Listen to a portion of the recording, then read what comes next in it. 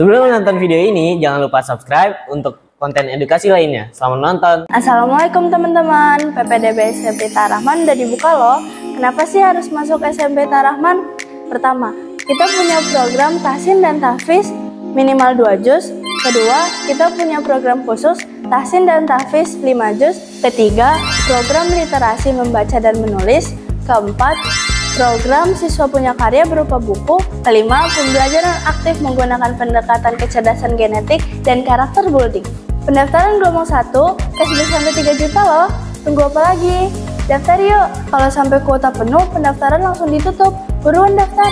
Hubungi kontak yang ada di deskripsi video ini ya.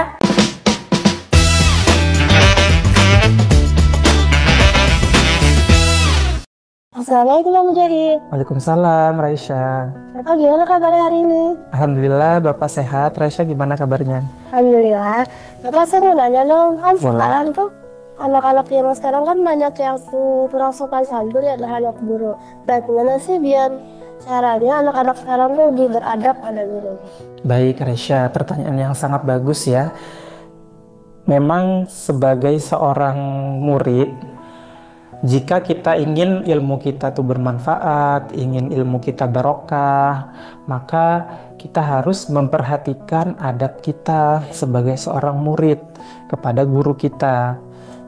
Mungkin banyak juga nih teman-teman di luar sana yang belum paham atau belum mempraktikkan bagaimana sih adab yang baik gitu ya. Nah, setidaknya menurut Imam Ghazali ada 10 adab yang beliau sebutkan yang harus ditunaikan oleh seorang murid kepada guru. Nah, tapi di sesi kali ini mungkin kita bahas 4 dulu aja ya gitu. Apa sih adab yang harus ditunaikan kepada guru? 4-nya itu apa aja sih Pak? Oke, yang pertama, seorang murid ketika bertemu guru, maka dia dianjurkan untuk mengucapkan salam terlebih dahulu. Jadi duluan ngucapin salam gitu ke gurunya. Jangan nunggu gurunya yang salam gitu. Jangan nunggu gurunya duluan yang mengucapkan salam baru muridnya jawab, bukan. Tapi adabnya adalah seorang murid tadi mengucapkan salam, kemudian berjabat tangan gitu ya, salim gitu kan. Nah, itu adalah adab yang tepat seperti itu. Jadi ketika bertemu langsung ucapkan salam, karena itu sesuai dengan anjuran Rasulullah gitu ya. Apalagi bertemu dengan guru, orang yang lebih tua gitu kan, maka dianjurkan kita untuk mengucapkan salam terlebih dahulu gitu.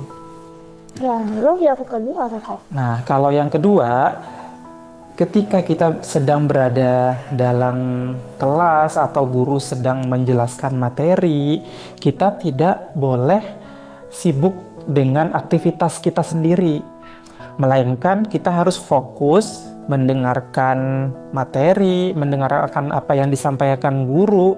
Jangan malah banyak bicara, kemudian banyak bercanda. Itu tidak akan membuat ilmunya bermanfaat.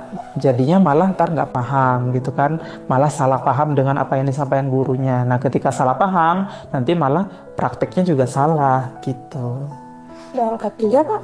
Kalau yang ketiga, kata Imam Ghazali, ketika kita sedang berada di majelis atau kita sedang duduk-duduk bersama dengan guru-guru kita, nah dahulukan gurunya dulu berdiri, baru muridnya.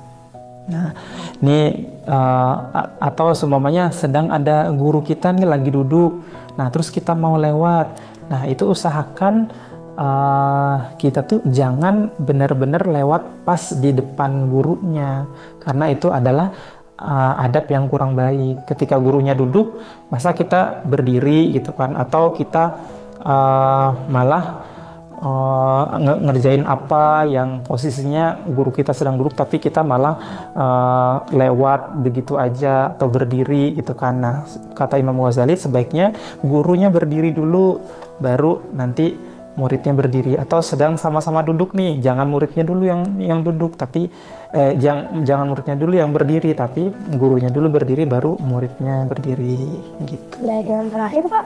Nah, untuk yang keempat nih, mungkin ketika kita sedang meminta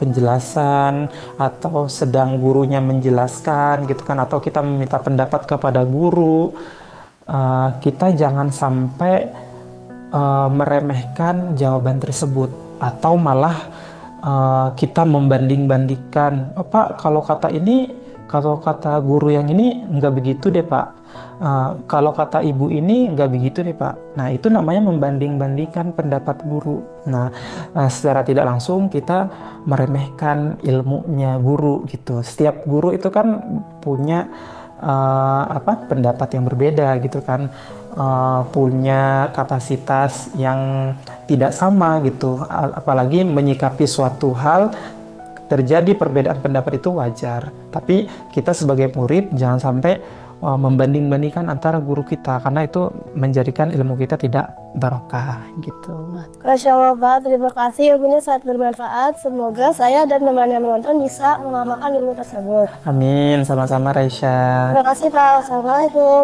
Waalaikumsalam warahmatullahi wabarakatuh.